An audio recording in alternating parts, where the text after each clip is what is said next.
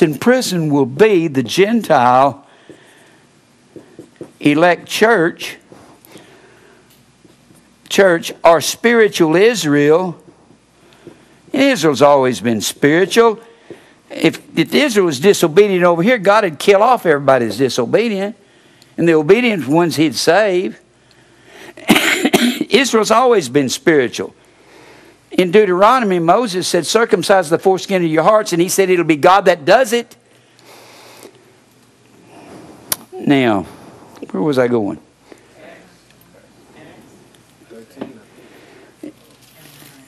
Acts what? I don't. Was I going to Acts 13? No, I said something about Acts 13. Well, I don't think that's where I was going, but... Huh? You're talking about Isaiah. Oh, yeah. We need to go back to Acts 26. Acts 26. This is what Paul said he came to do. He was a missionary to the Gentiles. Acts, the 26th chapter, he goes before Agrippa. He relates his story. And this is the Lord speaking to him. It's in red letters. He's relating his story. He says in verse 17, I'm delivering thee from the people and from the Gentiles unto whom now I send thee. I'm saving you from the Gentiles' wrath, Paul, since you've turned against them and become one of the enemy, become a Christian, to open their eyes, to turn them from darkness to light, the Gentiles. The Gentiles were the ones that were in prison. They were in darkness. They could not see.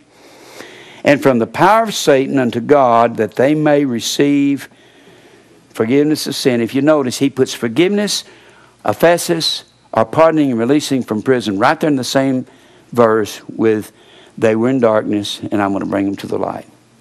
And he tells the Ephesian church, you were darkness, but now you're light in the Lord. Walk as children of light.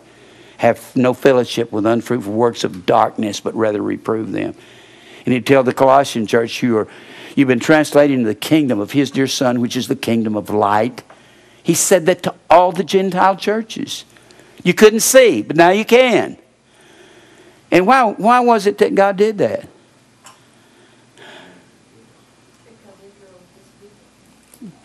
What did they do? For 500 years, they disobeyed God and went after sun and tree worship or the Christ mass system. Well, that's it, isn't it?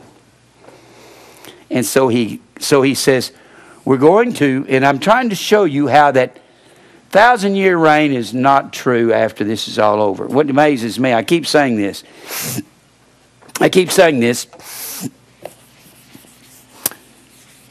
These dispensationalists, I hate dispensationalism. I hate that with a passion. I believe dispensationalism does more to destroy the continuity of Scripture than anything else. It's a free will doctrine. The dispensationalists say that time is divided up into sections. And it had ages of Adam lived in innocence. And Noah lived under conscience. And then we were under the law. And then human government. This is so much hogwash. And then we were under the age of the church. And there's many different charts of dispensationalism. Many charts. And what it does, it divides Israel from the church. The dispensationalists say the church is only from Acts 2 to a pre-trib rapture. That's what the dispensationalists say.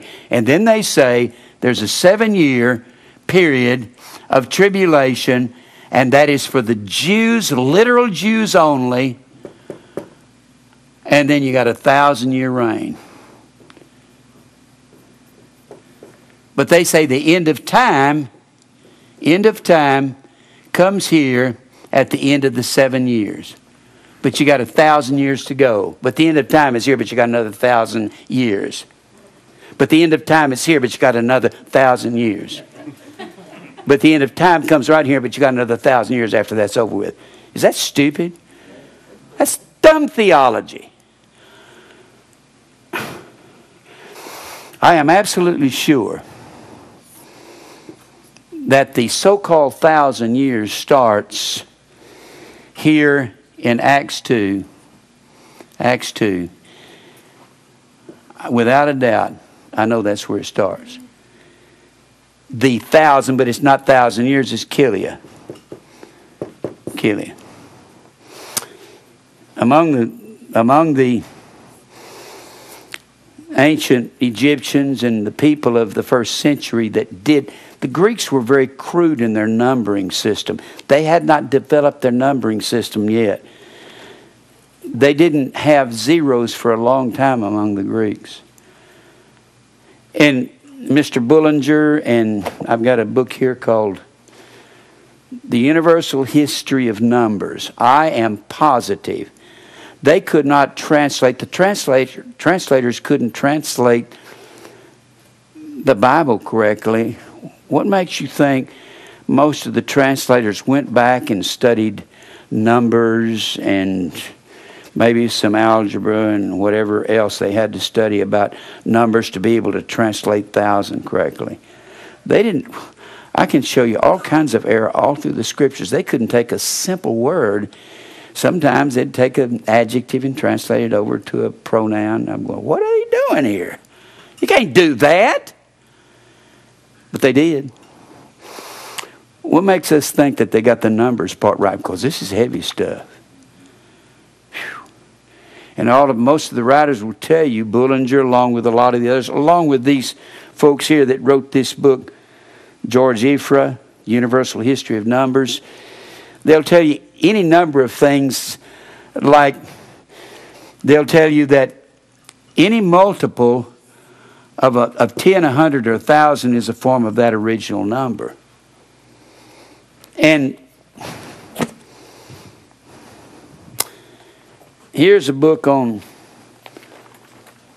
Words of Mathematics, the Etymological Dictionary of Mathematical Terms Used in English. We don't even understand numbers from the past. If you think everybody always had, in all the world had 1, 2, 3, 4, 5, 6, 7, 8, 9, 10, 11, 12, you're really mistaken. They didn't count like we count.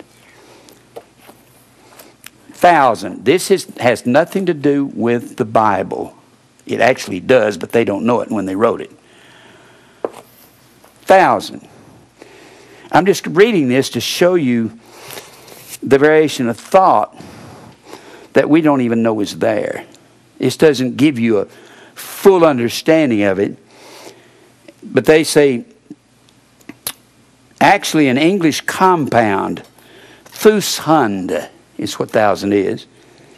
The first component, thus I guess it is related to English thumb and thigh, and means swollen large. The Indo-European root is tu, meaning to swell. Related borrowings from Latin are tumor and tumulus. A tumor is something that's swollen.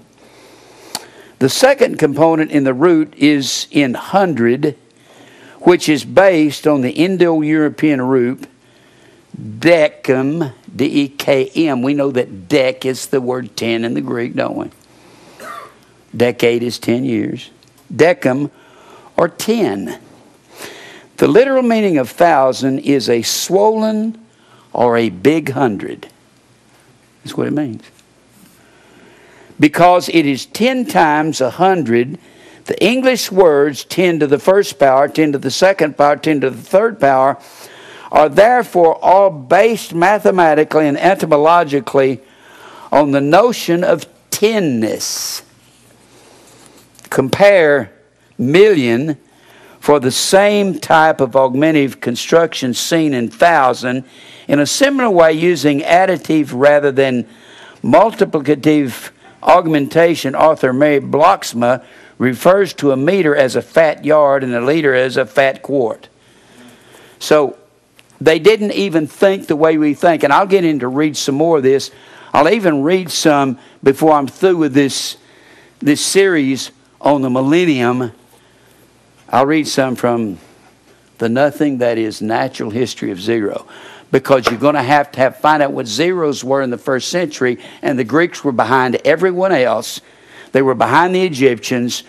They were crude people trying to develop, when it came to developing their numbers system, and it took them nearly to the time